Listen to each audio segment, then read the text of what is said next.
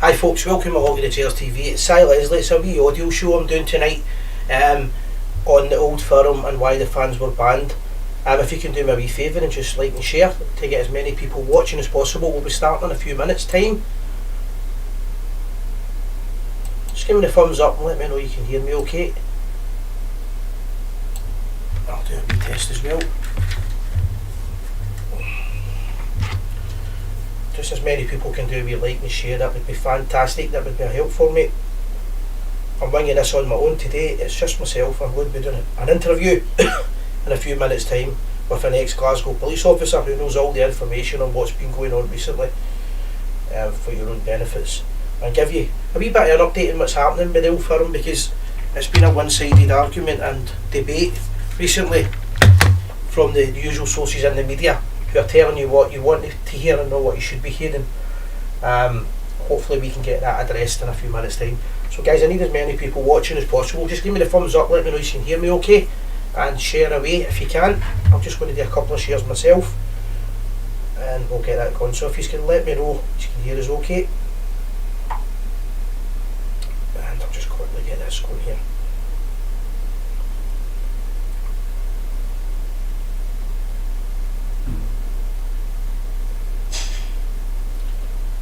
I'll also be doing question and answer on this, so if anybody's got any questions that you want to ask and you think might be of interest to the subject, please ask away and I'll try and get you an answer, because what we want in the future is the fans to have a representation, a word, a voice, and also, as much as anything else, we want the fans back at the football and enjoying themselves.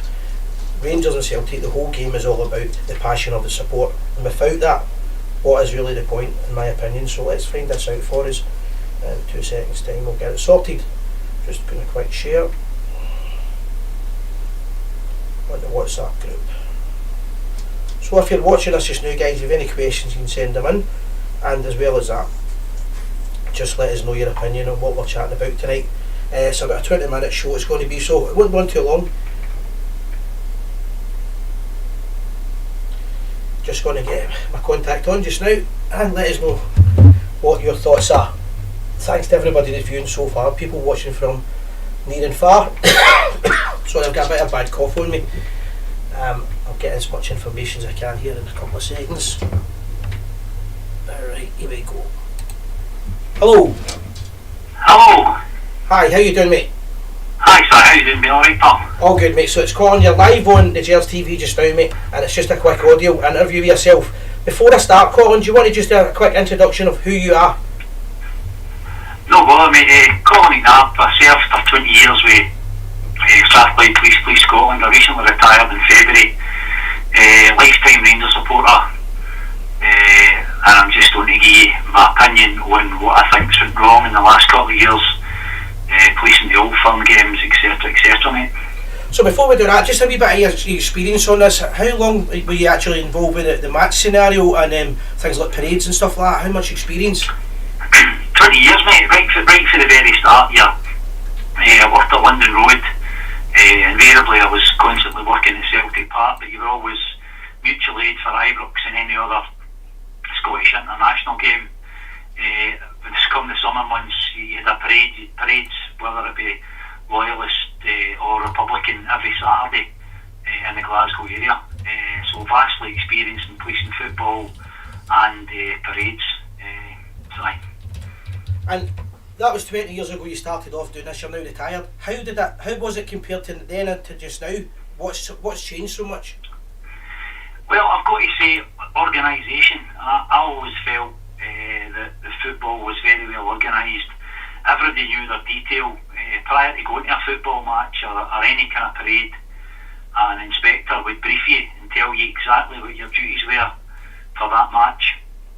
And on occasions they would challenge you prior to the match and ask you, did you have a copy of the operational order and exactly what your duties were prior to the match, during the match and after the match, and woe betide you if you couldn't tell the inspector exactly what you were doing.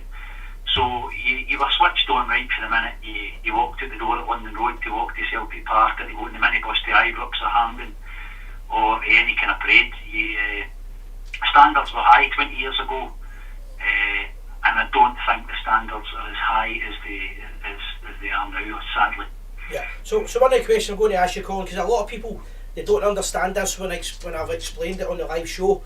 You can give us a bit of further insight into it. What's the?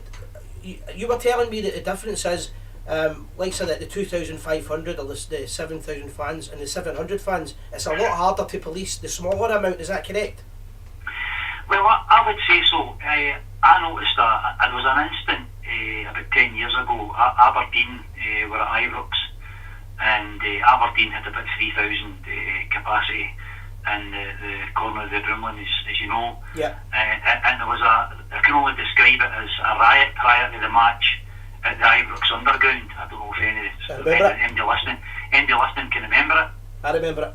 But we had intelligence that Aberdeen were going to cause bother that day, and Strathclyde police switched off, for want of a better word. We didn't think it was going to happen. The Aberdeen Casuals were based at the Rock Pub, and they were told by British Transport Police to get off at Govan. Needless to say, they didn't. They marched straight up Ibrox Underground, straight into thousands of Rangers supporters, and caused mayhem. People were assaulted. And when I radioed in and said, right, what are we doing with them? We're surely not going to let them go to the match now. I was told to put them into a box cordon and let them go to the match. So 70 or 80 guys who had caused mayhem, havoc, assaulted police, assaulted random supporters, were allowed to go to the match, and that's when I started noticing things were changing.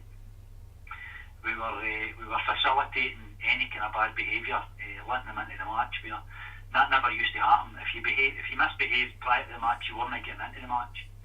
And I don't know whether that was maybe possibly weak leadership, but I started to notice a decline from that. And there was a wee upsurge in soccer casuals and violence and organised violence. There was a few wee battles in Glasgow with Partick Thistle and Celtic that went under the radar, and I felt the police were quite happy not to tell the public about it. Yeah. But there was definitely a problem, and we weren't telling people what was happening. We were just facing it ourselves. Sometimes 10 and 12 police officers against maybe 150 people who were hell bent in fighting one another, which made it really difficult. So just one of the questions on that. Yeah, that was a few years ago. That's not like last week, right? Things seem to have got a bit worse, and there's now the talk of the banning of supporters and things like that. Would I be right in saying that the authorities and the clubs have lost control of elements of the fans in? They don't have any control? Well, we felt about 6 or 7 years ago that the Green Brigade in particular, and I'm not just saying this, Green Brigade were getting allowed to get away with murder at Parkhead. Celtic didn't want to do anything with them.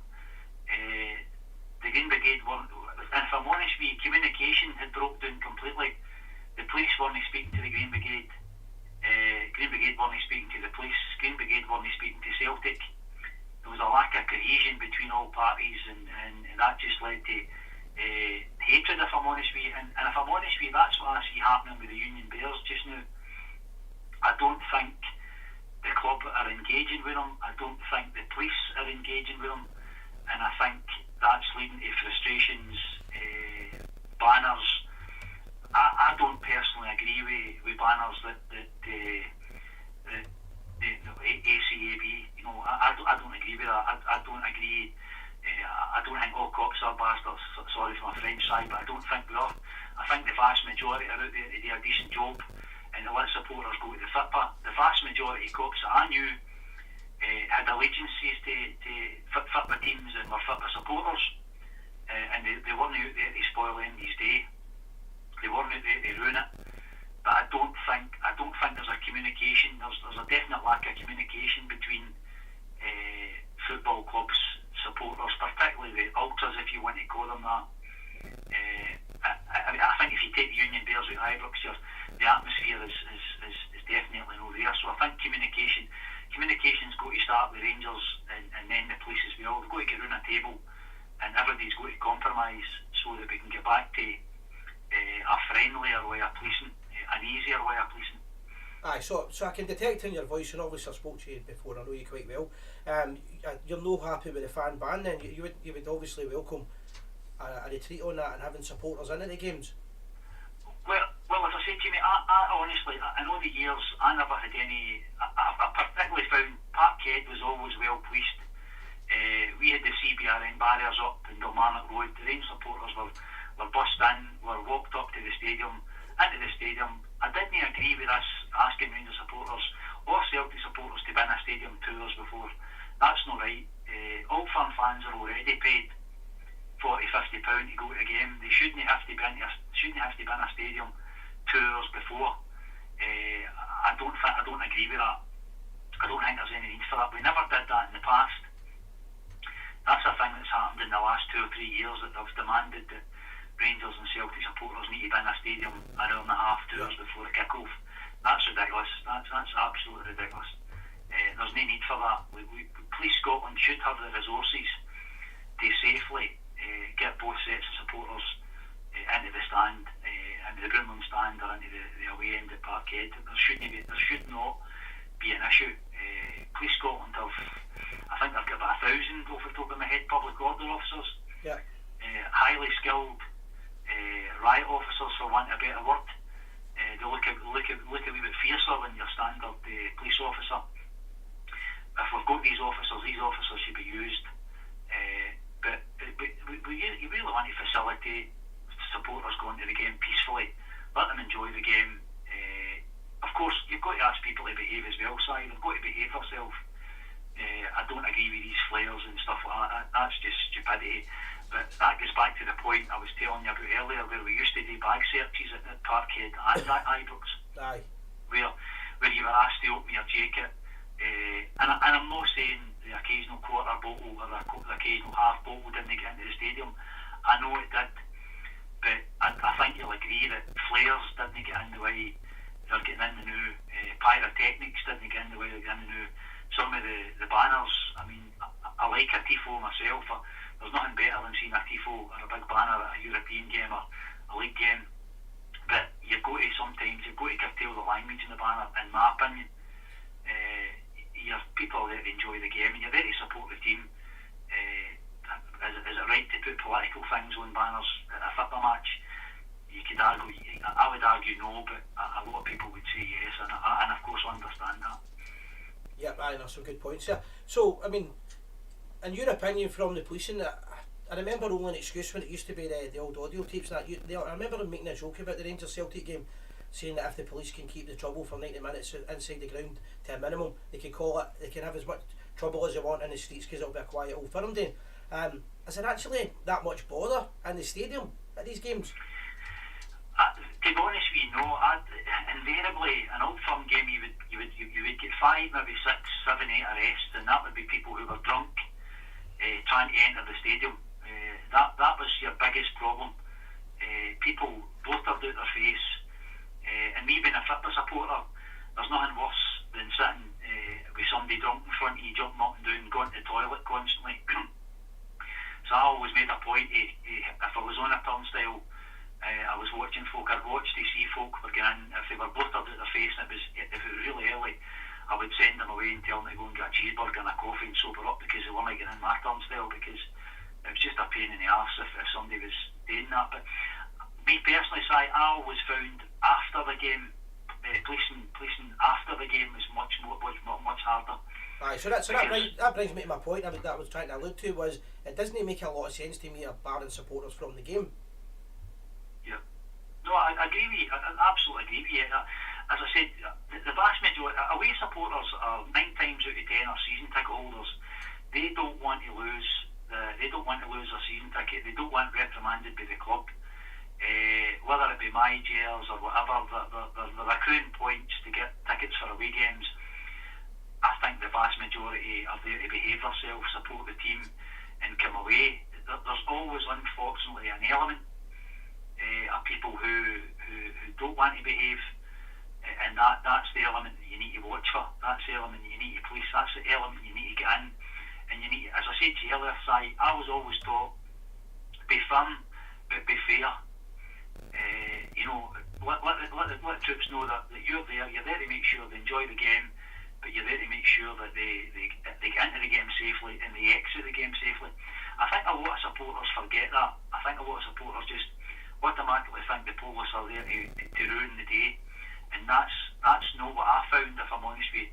We want We want an easy shift. We want to get there, let the punters get into the game, get the punters away from the game, and finish our shift and get home. We don't necessarily want to arrest people. Arresting people means paperwork, means delays, means you get held on. So you're hoping and praying that the folk behave themselves, and everybody enjoys the game one way or another, and gets into the game safely and gets away home safely. Mate. That's how I was always taught from before. Aye, so on that, obviously you're saying you're ex-police, you're retired now, right? But you're a Rangers supporter, you're a football man. Ideally, what would you say is the allocation, if you were to say that's doable, bringing the allocation back for both supporters, both sets? Well, I've got friends who are new season ticket holders in Boomland, so they're not going to be happy with me. I personally think that Celtic should get the full end again, and we should get the equivalent tickets at Parkhead. I think 7,000 or whatever it is. It makes for me personally as a football supporter. I sit in the main stand, so I quite enjoy it. I understand the supporters saying, "Well, I've paid my season ticket. I don't want to move," but this leads again to a question: is Ibrox needing expanded a wee bit? And I would personally bring back the full allocation. That's just my personal opinion. I understand a few folk might think, no, we don't.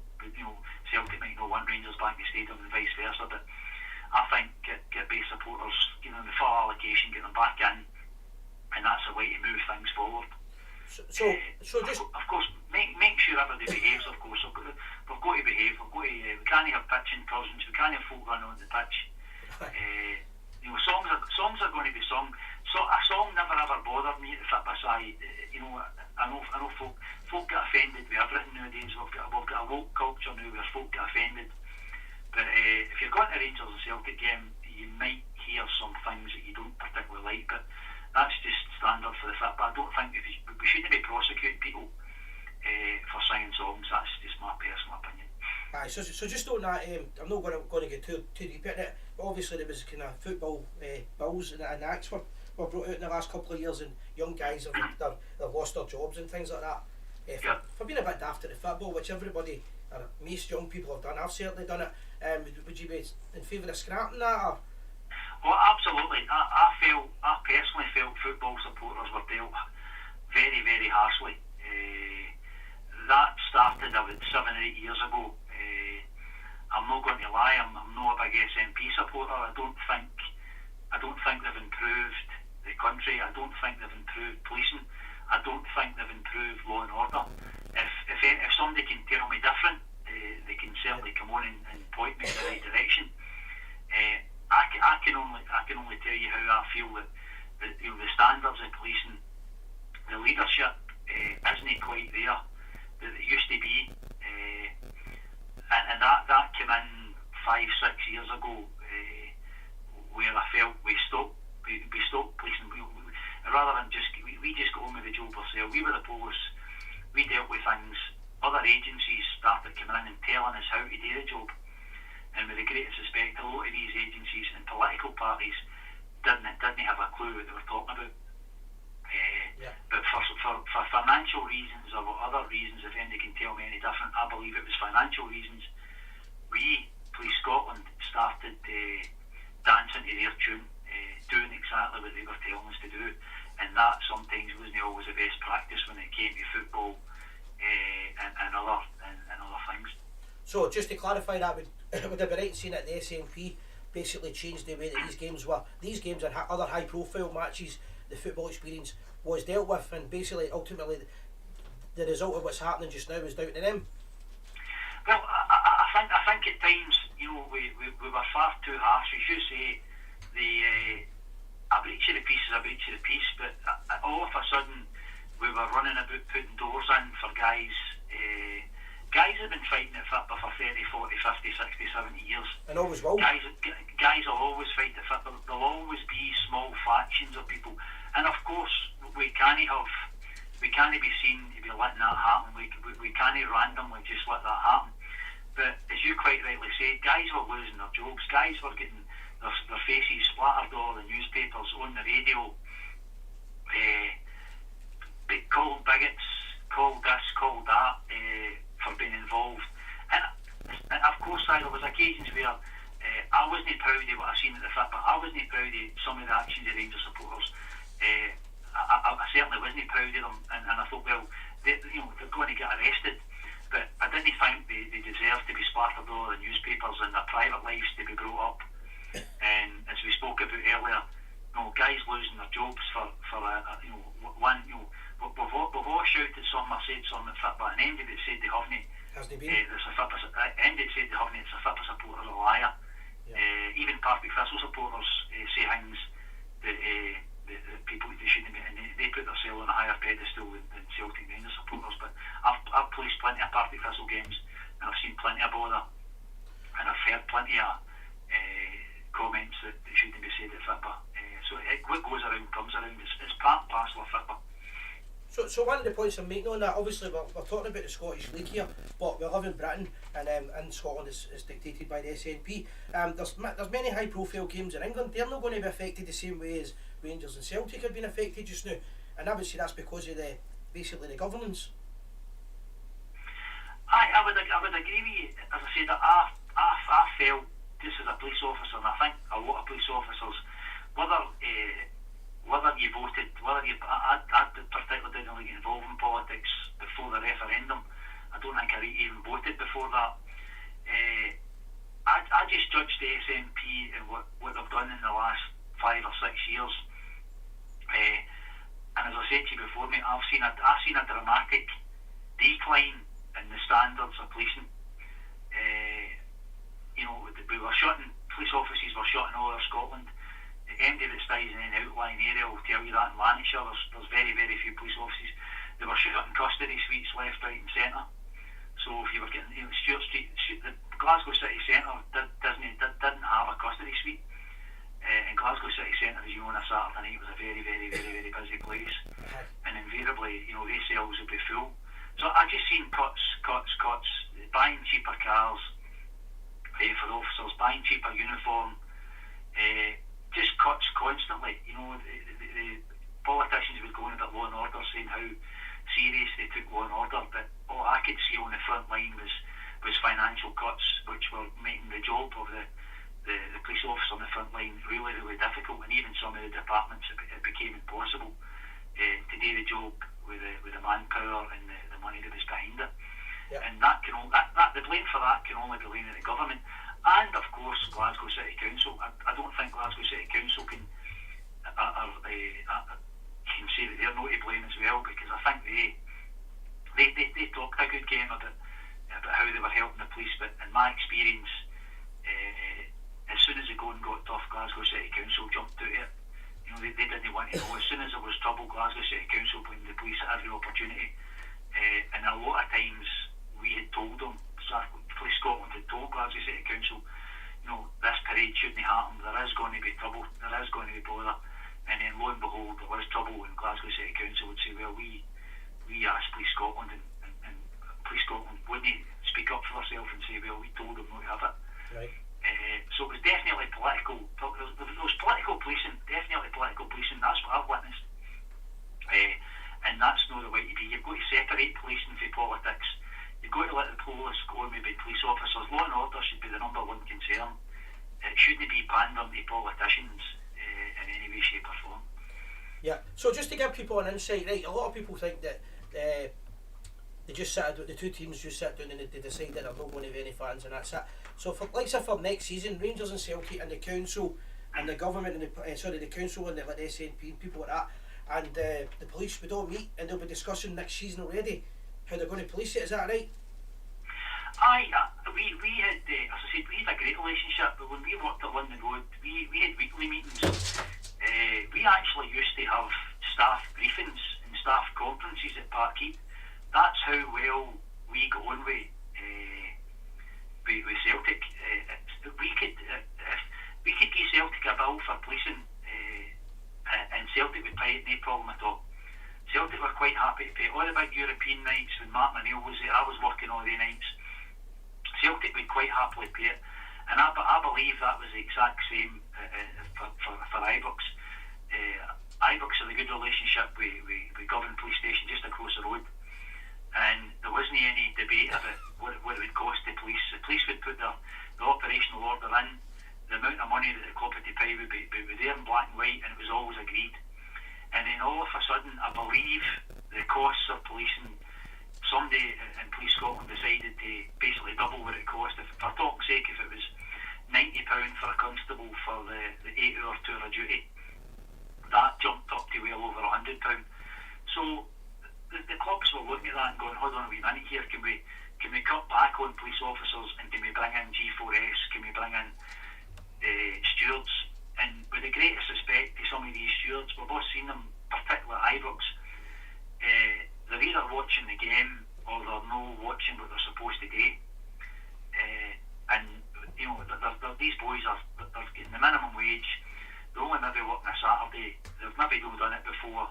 They don't know what they're looking out for. Whereas experienced police officers would know what they're there for, and would be looking out for troublemakers to make sure that it didn't happen. So I do understand why the clubs were cutting back financially, because we had COVID, we had various things, so that the same amount of money wasn't coming in. But what you can't do, you can't police Old Firm games, Aberdeen games, stuff like that. You can't police them on the cheap, because if you do that on the cheap, you're going to get trouble. You're definitely going to get trouble, and I think we've all seen that in the last few years. There's been issues, and that's because we've maybe had more stewards and less police officers, and that's going to be down to finances. So I'll let you go in a minute, Colin. I know you'll be wanting your dinner. It's been a great conversation with you, but just to get your final thoughts on it. Ultimately, all these organisations have met at the start of the season, and then at that time there was going to be away fans, and all of a sudden it's changed. Who made the decision to change it, and why was it? Why have they decided to ban the fans? What's the reason? Well, I'd love to sit down and tell you, but I was never that high up the ranks that I was allowed to go to these. I made the occasional morning meeting, but I was never, a pre-match briefing meant you'd be looking at chief inspectors, superintendents, inspectors, the sergeants that were possibly going to be involved in the game would attend, particularly an Old Firm game. This gets back to my point, mate. I don't know if there's the same communication channels out there. I don't know if Rangers are talking to Police Scotland as fluently as they used to. And I personally think that you should have a fan representation at some of these meetings, just so the police can get an idea, and the police can go over to the fan reps and say, listen, this is what we're looking for. This is what we're not looking for. This is as I said, I don't agree with the all cops are bastards banner. I didn't agree with that. I thought Rangers were right not to put that up. I don't particularly want to see that. I'm out the polls now. It doesn't particularly bother me, but I can assure you that there's lots and lots of police officers out there who still support Rangers, and who go to the game and they police the game fairly, and they police the game at Parkhead fairly. We're not there to take sides. We're there so people can go to the game, enjoy the game, get safely into the game and get safely out of the game. Because I know it's an expensive habit now, supporting Rangers or Celtic. Aye. So it's not exactly cheap. But my main points, I think the clubs need to speak. I don't know. I think the clubs need to go to, whether it be Police Scotland, whether it be Glasgow City Council, sit back down, talk to one another. It's plainly obvious Rangers and Celtic don't have a great relationship now. The board of directors, communications, etc. You can see that a mile away. But I think both clubs need to sit down and say, right, we need to sort out this allocation. It's going to be difficult, of course, because Celtic will have Celtic season tickets for the Rangers end at Parkhead, and I know Rangers have sold tickets for the bottom of the Broomland in the top section of the Broomland, so it's going to be difficult. But I think the only way to solve this side is communication. You've got to communicate. I think the Union Bears, and to a lesser extent the Green Brigade, are not talking to Celtic or Rangers now, and they just want to do what they want to do. And the club's got to reel them in a wee bit. The club's got to explain to them that, of course, you create a fantastic atmosphere. Of course, some of the banners are fantastic, but you've also got to curtail it a wee bit. Everybody's there. There's 50,000 or 60,000 there to enjoy themselves. Celtic Rangers just can't pander to a certain section of the stadium. There's lots of supporters there that have been season ticket holders for 20, 30, 40 years. So just lastly, obviously as an ex-policeman, but not a police officer, but as also a Rangers supporter, and you're saying that you didn't get to a lot of these meetings, it was a higher rank, but who do you ultimately think decided no fans for this? I would think it would be, well, it's going to go to divisional commander. The divisional commander for, if it's for Ibrox, it would be the DivCom based at Govan. If it's a Parkhead, the divisional commander would be based at London Road. I would be surprised if a divisional commander for Police Scotland decided, had the authority to say we're not having supporters, if I'm honest with you. And this isn't me protecting the police. I've got a sneaking suspicion that this would be a kind of joint agreement by Glasgow City Council, Celtic, Rangers, with the police in the meeting saying, well, if you're telling us you don't want supporters, we'll go with no supporters. As I say to you, we have the resources. Police Scotland have got, at the last count, we had well over 1,000 public order officers. And I had many a weekend cancelled for an Old Firm game, many a weekend cancelled. And 99% of the time, the game passed off peacefully. It tended to be 3, 4, 5 hours after the game, with drunk folk in pubs and houses started to cause bother.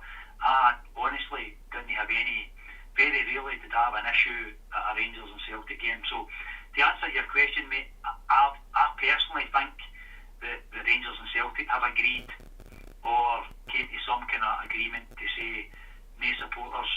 I would be very, very surprised, and I know some people might be saying he's just supporting the police here. I'm not supporting the police. I would be very surprised if a divisional commander or an ACC or a rank above had said, right, you're not having away supporters in that game. I don't think it's that hard to police a game, with 700 Celtic supporters at Ibrox, mate. It's certainly not that hard to do that. It's honestly not. So that's what I was going to finish up with. How is it all right to have 700 fans for both sets, for both games at the start of the season, but it's not all right now? Exactly. That's the bit I don't understand. I don't understand that. I honestly don't understand that. Somebody's made that decision, but I would be very surprised, mate. Honestly, if it was Police Scotland that had made that decision, very, very surprised. I could be proved wrong, but I mean, as I say to you, I've worked at loads of Old Firm games where there's been 700, 3,000, 7,500, and you've got to go in the ball, particularly when Celtic get the whole of the Broomland. You have to be switched on, and Rangers get the Rangers end at Parkhead. You had to be switched on, but you had your cordons up, you had your horses out. You'd never be switched on. You made sure the Rangers supporters were in the stadium, and that was it, sorted. You had your cordons on, you had everything organised, and there's cameras everywhere in Ibrox, and there's cameras everywhere in Parkhead, so you can see absolutely everything that's going on in the game. You can see every supporter pulling their phone out. You can see every supporter. You give me the feel now. That's that. You can see every supporter with their half bottles or quarter bottles. There should be no excuse for somebody not getting caught throwing something onto that park. There should be no excuse, because the match commander's sitting in a room and he's surrounded with cameras, and every camera is in a section. So the minute there's a problem, they can switch to that camera and they can look straight in you. So I don't understand why they're doing this. I don't understand that at all, mate. I would bring away supporters back, and I would certainly up the numbers for both Ibrox and Parkhead, because Police Scotland most definitely have the resources. I'm still of the opinion that it's for a higher authority. This has been Rangers and Celtic being told this. Just lastly, is this going to be resolved for next year? Are they going to get around the table, all the organisations, and bring football back to where it should be? Because in my opinion, it's got to be both sets of fans at the games. Well, I personally hope, as a Rangers supporter, as a football supporter, more importantly, I hope they bring the atmosphere back. I don't think Sky like it. I don't think Sky like having all Rangers supporters in the stadium and all Celtic supporters. And and I know how much Sky pump into Scottish football and how much Sky pay for. And let's be brutally honest here, Sky pay for the Old Firm games. They throw in a few other games to keep a few supporters in Scotland happy. But I personally think Sky Sports are only here for Celtic Rangers. And the minute Sky Sports don't like the spectacle, the minute they don't like the fact that there's all Celtic supporters in the stadium and all Rangers supporters, that's the minute minute you might find that clubs wake up and say, you know, we might need to sort these allocations out. But it's going to be hard, Si, because Rangers have sold season tickets to people in the Broomland, and Celtic have done the same at Parkhead. So it's going to be difficult now to bring the allocation back up to 7,500. But I certainly hope we do, because I think we need to get back to better atmospheres in the stadium, and supporters in the stadium supporting the football team, and no having a go at the board and no having a go at the police. I don't think that helps any team. It certainly doesn't help Rangers. I don't think when supporters turn on. I'm not saying I don't agree with the banners regarding Mr. Wilson and Mr. Robertson. I definitely do agree with them, but it takes a shine off the fact that the supporters are there to support the team and back the team, and whether you're a Rangers supporter, Celtic supporter, you want to see your team winning in the park first and foremost and playing some good football. Some brilliant points, mate. Thank you very much. I appreciate your time in coming on and giving some insight on how the policing's changed over the years and why these decisions are getting made. No bother, mate. No bother. It was an absolute pleasure. Thanks very much for having me on, mate. All the best. Alright, thank you very much, Colin. Thank you. Cheers, mate. Cheers, mate. Bye. Cheers. Thanks.